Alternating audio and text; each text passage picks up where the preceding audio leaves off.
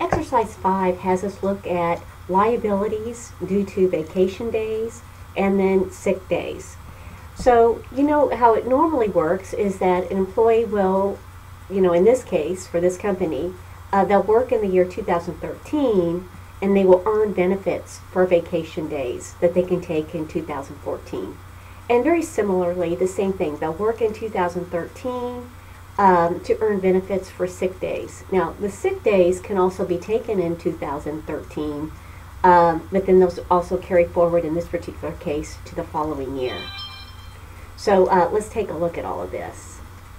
Exercise 5 has us look at liabilities created because of vacation day pay, as well as pay that's due to sick days that we allow our employees.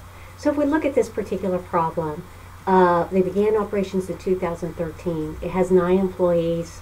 They work 8-hour days, and they're paid hourly. And that's going to be a key when we get into doing our calculations. So what will happen is that the employees will work in 2013. They will earn 10 vacation days that they can start taking in 2014. And then likewise, they'll work in 2013 to earn 6 sick days. That's kind of difficult to say, isn't it? Annually. And again, some of those sick days they can go ahead and take in 2013, or it can carry over to 2014. So we have to figure out, how to accrue the liability. So we're going to start in 2013, and I went ahead and just wrote out my accounts because it's really going to be salary and wage expense, and then the payable all the way through. And then here at the end, we're going to see where some of the employees took some sick days, and so the cash that we would have paid as part of their regular payroll for the days that they took off. So let's start here, and so the first one we're going to look at is really going to be related to the vacation time. So let's think about it again. There are 9 employees, right? And they work 8 hours a day. So every day this company compensates all the employees for 72 hours of work, and that's daily. So that's per day. 72 hours every day is the compensation for employees. And there you're going to earn 10 vacation days. So I'm going to multiply that times 10 days to get 720 hours of vacation days, of hours of vacation pay that these employees will earn. So again, they're going to earn total, cumulative, all the employees together collectively will earn 720 hours of vacation pay. Now if we go to 2013, here's our pay rate, $10. So let's take that times the 2013 pay rate, and we'll get $7,200.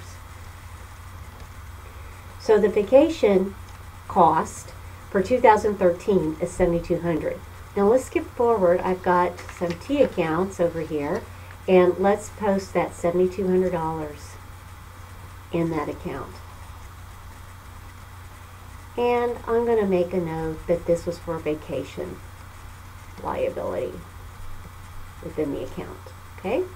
Alright, so let's go back to 2013, and we're going to do the exact same thing, but for sick days there as well. So again, I'm going to, again, it's 9 employees, 8 hours a day, so 72 hours each day that the employees work collectively. This time, instead of 10 days, they actually will earn 6 days of sick pay. So 6 days, so 72 times 6 days is 432 hours. So for the year, they will earn 432 hours of sick pay. And again, we go back to our 2013 rate, and we'll get 4,320. And let's go post this as well. So we saw for our expense and our liability. When I put it in here, I'm going to use a different color just to differentiate the two even more clearly.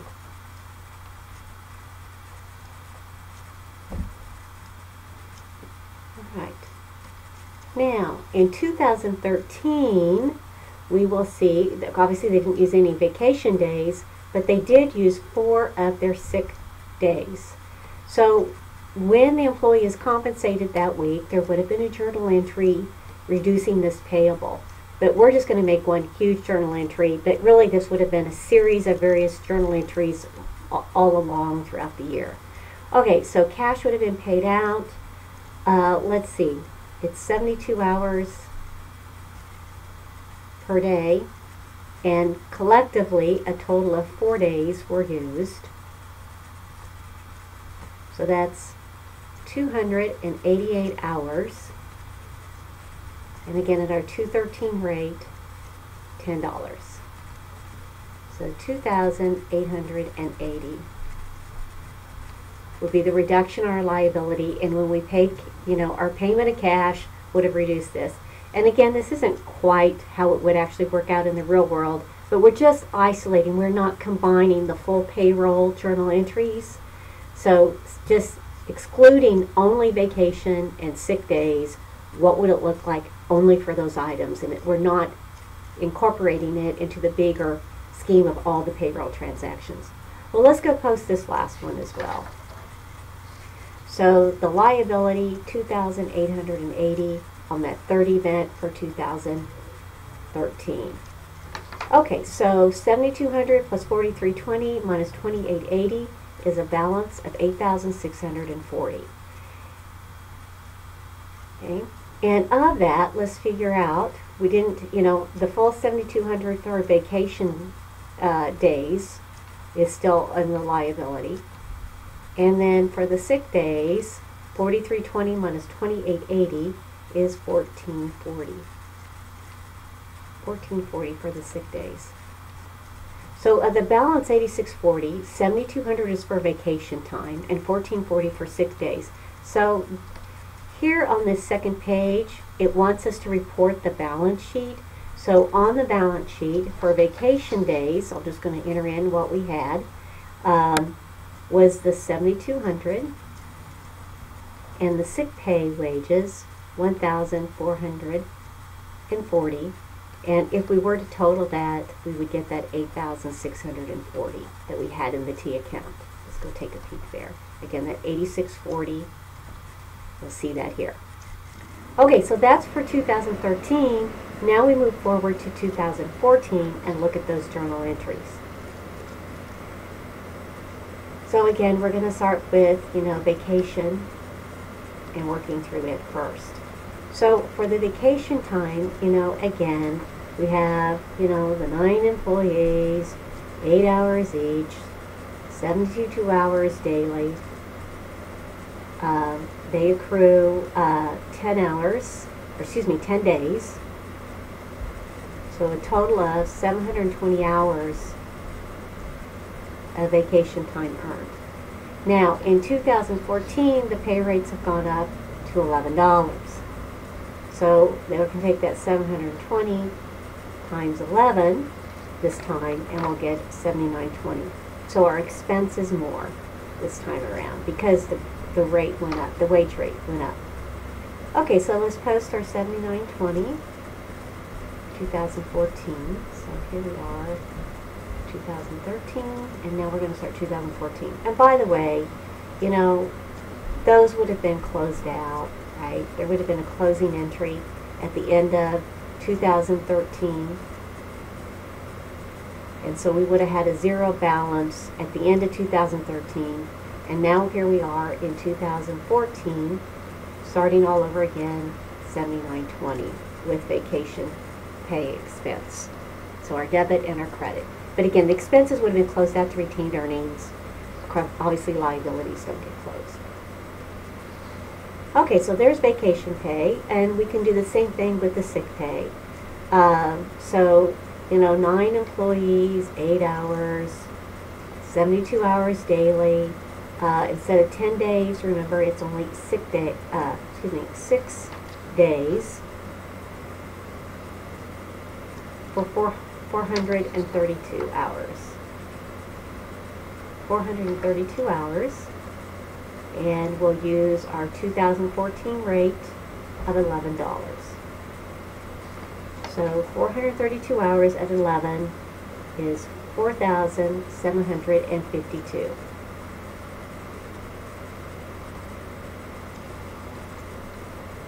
Okay, let's go post those.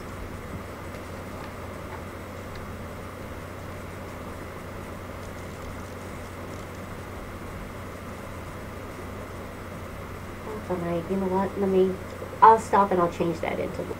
Okay, so we have vacation, $79.20 for 2014, and sick days, $47.52. Now let's go back because there's going to be vacation time that actually was used in 2014. So let's go look to see. So in 2014, 9 days collectively were used. Now that would have all been days that was earned in 2013, right? In 2013, they earned 10 vacation days. 9 of those were used in 2014. So here's our dilemma in accounting. We put in 10 days in 2013, right? All of this is 2013. And when we put it in here, we used a $10 pay rate, hourly pay rate. So if we put it in for 2013 at $10 an hour, we need to take it out of salaries and wages payable. When we take it out of here, we need to take it out at $10 an hour. Okay? So if I put it in at 10, I got to take it out at 10. So when we get over to reducing the payable, we're going to take it out at $10. So let's look at that calculation. So again, I'm just going to start here with the daily amount is 72 hours per day. And there were 9 days that were actually used. So that's 648 hours. And we want to take it out of the payable at $10 each. So 6,480.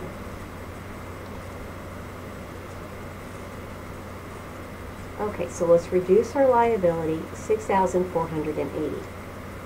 Okay, now let's go to the cash payment. So we reduce our salaries and wages payable at the $10 rate for 6,480.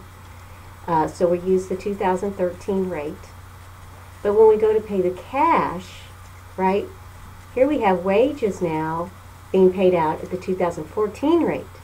So again, I'm going to go down to where we had 648 hours that was vacation pay. But I'm going to use the $11, let me remind you where I got that. 2014, the hourly rate is $11. So I'm going to use that hourly rate. For the check, theoretically, would have been 7,128.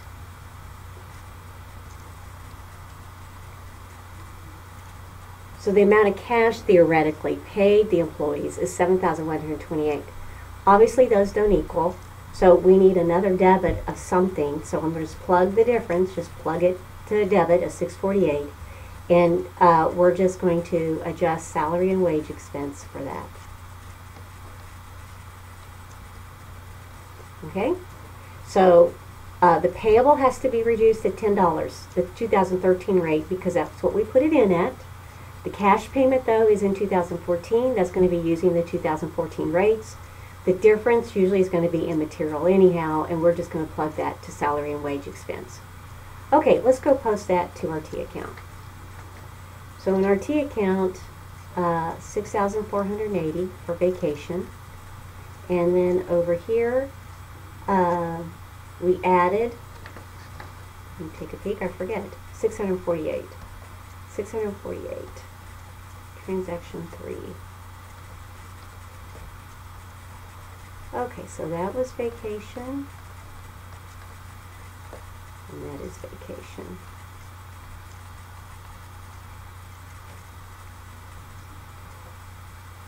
Okay, let's go do sick days now. For the sick days, let's see how many were actually used. In 2013, 4 of them were used. Well, they earned 6. So there are, you know, in 2013, there are still 2 left, right? They had a right to 6. They used 4, so 2 are left over.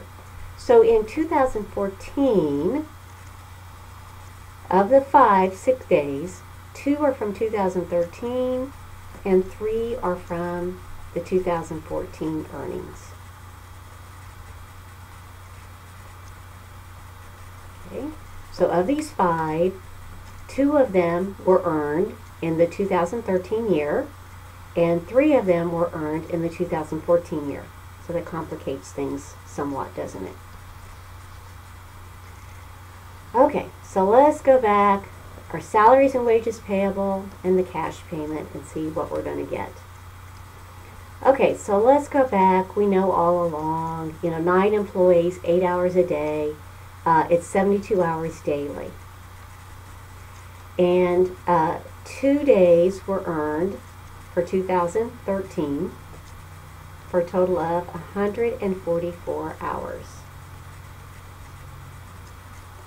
Okay, so we're going to take that out of the payable at $10.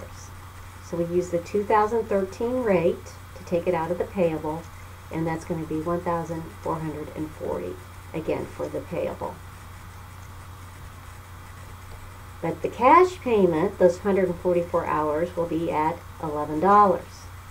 So 144 hours at $11 is $1,584. That'll be the cash, part of the cash payment that we record. Okay, so that's for the 2 days. That's for the 2 days of the 5. That's for the 2 days that were earned in 2013. Let's go to the 3 that were earned in 2014.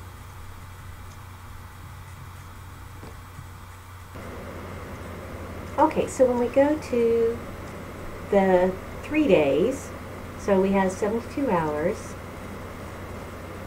3 days, for a total of 216 hours. Now let's think about where these took place. These were earned in 2013 but paid in 2014. These hours were actually earned in 2014 and will be paid in 2014. So if we look at the liability, here's our sick days right here. And these 3 are really coming out of what we put in here, what we accrued into the payable. So they're coming out of here, and so we put them in at $11 an hour, so we want to take them out at $11 an hour. Okay, so I'm going to take this times 11. So 216 times 11 is 2,376. That's our payable. But then likewise, we also use, it's 2014, that's our current pay rate, so we're also going to take that out of cash. Okay, so let's add these together. Our 2 debits to our payable is going to be 3,816, and then our credits to cash are going to total 3,960. Okay, so I just take the 2 payables, add the payable and the payable, add those together, and then the cash and the cash, add that together. So we debit the payable, 3,816, credit cash, 3,960.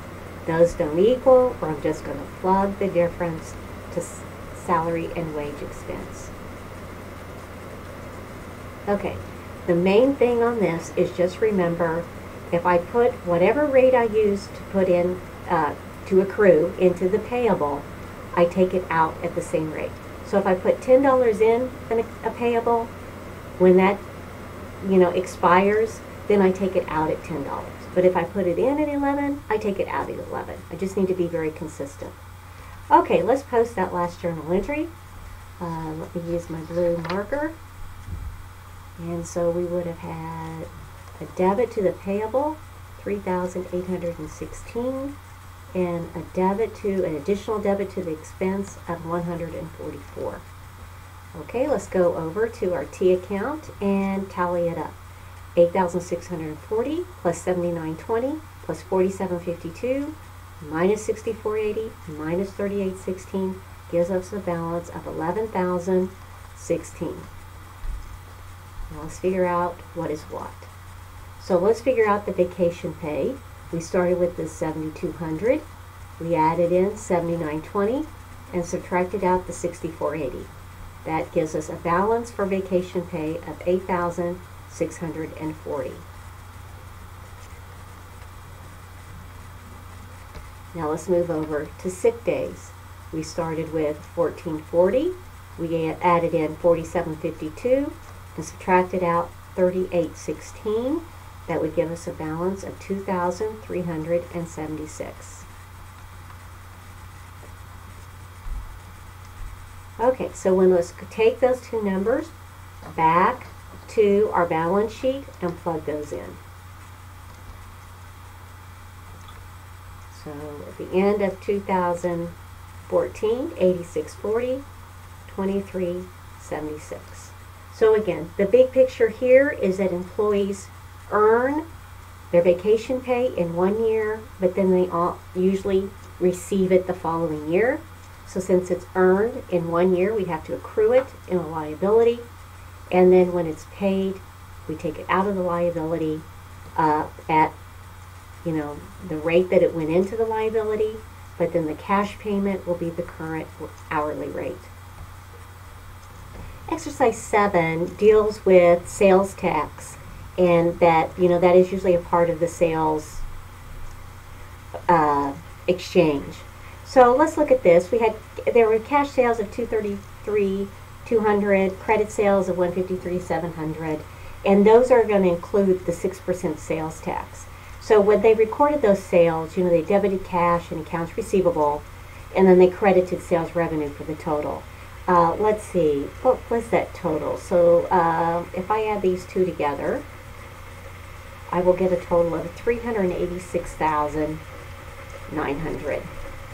Okay, so they credited sales revenue for that, but the reality is that actually consists of both sales revenue and our sales tax. So when I write my formula, it's really this 386,900 equals sales revenue plus the sales tax. So if I change that up, sales is itself, sales tax is going to be 0.06, let me write that a little more clearer, would actually end up being 0.06 of sales. Okay, so that means 386,900 equals, if we think sales is 100% of itself, plus 0.06, so 1.06 times sales. Right, on this side, 1 of sales plus 0.06 is 1.06. Okay, and then if we divide each side by 1.06, that cancels out over here. And we have sales equals 386,900 divided by 1.06, and our sales is 365,000. Now, what we have in our sales account right now, though, is this 386,900. We put all of the receipts, right? All of this went into sales. What we want the account to total or report is 365,000. So what we're really solving for here is, what's the decrease? What's the decrease to sales to get that to happen? And so the decrease is the 21,900. So you can see you're going to be debiting sales revenue for that and credit your sales tax payable. Okay, if we move over, brief exercise 5, I actually think you can do this one on your own. So I'm going to stop the video, the recording, and let you fill that out, and then you can come back and check it. So in this case, they sold subscriptions to the magazine, so cash would have come in for those 12,000 subscriptions at $18 each for a total of $216,000. And they haven't delivered the magazines yet, so it's unearned revenue, the liability account. And then by the end of August, okay, the last exercise I want to go over on this recording has to do with payroll taxes and payroll. So here we actually have total payroll is $480,000. So we're going to debit salary and wage expense. I'm just going to abbreviate like I have been previously. for a total, there's our total of $480,000. Now, they also tell us in this narrative that not all of it, not some of that is exempt from Social Security. So of the $480,000, let's make a note over here, of the $480,000, 480 in there, 110,000 of that is exempt from Social Security.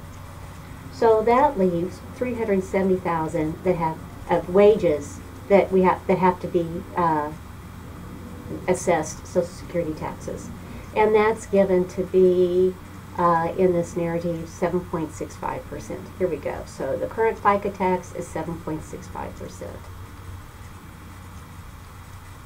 Okay, so if I take 370,000, so again, if I take 370,000 times 7.65%, I'll get 28,305. Okay, and then also we have to pay 1.45%. So the $110,000 gets taxed at a rate of 1.45% for a total of $1,595. And if I add these two together, I'm going to get my total for FICA taxes payable. So the FICA amount, 28,305 and 1595, should be a total of 29,900. Okay, and then also in the narrative, they're going to tell us about just withholdings. Income taxes in the amount of 80,000 were withheld. So we have withholding taxes payable.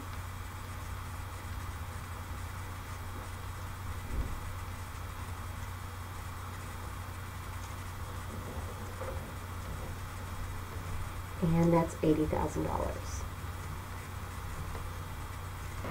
The other kind of withholding is the $9,000 for union dues. So that needs to be turned over to the union.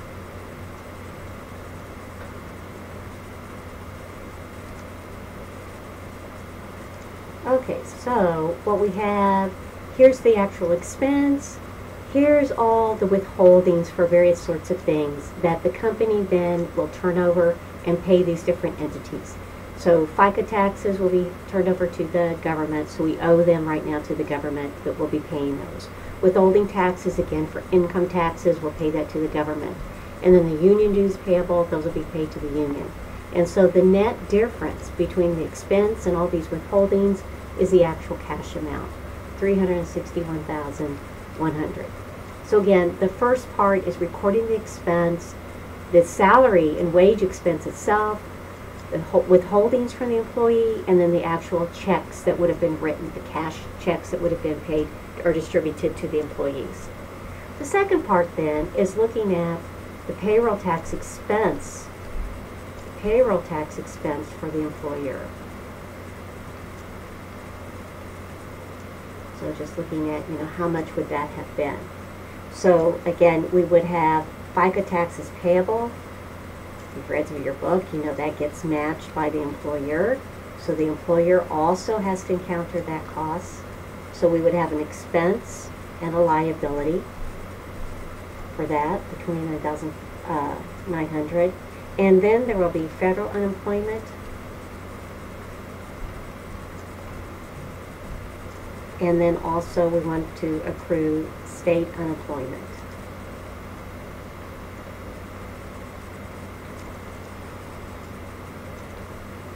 So let's look at how we arrive at the dollar amounts of those. Okay, so we're told the federal unemployment rate is 8%, and that's only going to be on wages up to the first $7,000. So let's look at that calculation. So total wages were $480,000, and of those, $400,000 exceeded the $7,000 base salary or wage that has to pay federal unemployment tax, or that the employer has to pay federal unemployment tax. So again, the total expense was $480,000, And if I want to back into, well, how much was the first 7,000 for all the various employees, I'm going to subtract this 400,000, which gives us 80,000. And then we'll just take it times the federal rate, 0.8%, and I'll get $640. Okay, now that's federal. For the state, I'll use the same $80,000 base, but my rate's going to be different. So the state rate, let's see, is 3.5%, but they also get a credit of 2.3%. So we're going to take 3.5%, subtract the credit of 2.3%. What's that give us? 1.2%. So 80,000 times 1.2% should give you something like $960. Okay, so just in summary, the salary and wage expense will include withholdings, that we withhold money for the employees so they don't have to remit it themselves, and then we net the cash payment. Over here, in addition to all of these payroll amounts, the employer also has payroll costs. So we calculate all of those, and then we're going to solve for, well, you know, what's the dollar amount of the whole payroll tax expense. So I'll plug that, I'm going to add these three, and I get $31,500. So there are both, you know, employee withholdings, but there's also payroll tax expense that we have to pay, and we have liabilities for that. At the end of December, or the end of the year, let's see, there would have been August, September, October, November, and December. 5 months would have gone by.